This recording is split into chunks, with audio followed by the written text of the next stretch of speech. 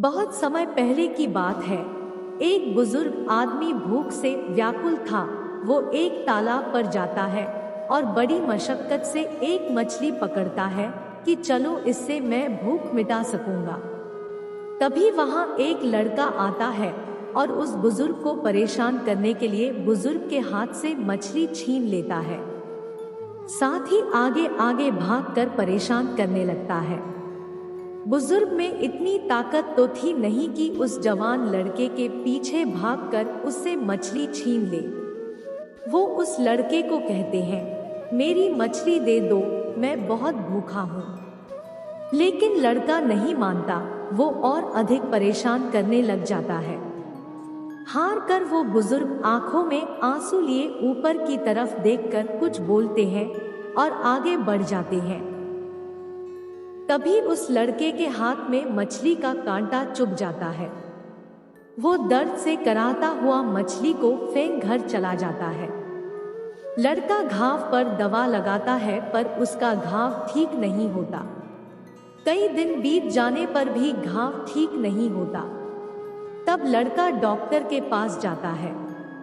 Doctor कहता है, तुम्हारे अंगूठे में जहर फैल चुका है, इसे काटना पड़ेगा।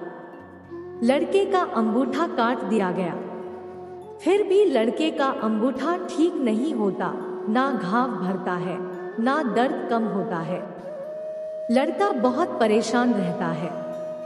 कुछ दिनों बाद लड़का दूसरे डॉक्टर के पास जाता है। वो डॉक्टर भी कहता है, तुम्हारा जख्म बहुत बढ़ गया है।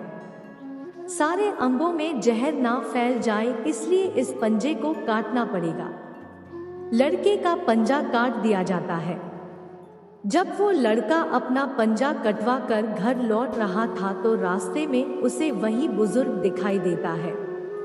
वो दौड़कर उसी बुजुर्ग की तरफ जाता है और अपने किए की माफी मांगता है और पूछता है कि मेरे एक सवाल का जवाब दे दीजिए, आपने उस दिन ऊपर की तरफ देखकर मन ही मन क्या कहा कि मेरे साथ ये सब घटना घटी? बुजुर्ग पहले तो हमसे फिर गंभीर होकर कहते हैं, मैंने ईश्वर को सिर्फ यही कहा, मैं मजबूर हूँ, मेरे साथ बुरा करने वाले का मैं कुछ नहीं कर सकता। अब मैं इसे तेरे हवाले करता हूँ, मुझे न्याय चाहिए, सच्चे दिल से निकली आने, देखो तुम्हारा ये हाल कर दिया। कर्मा जरूर लौटता है। ईश्वर की अदालत में जैसे का तैसा मिलता है।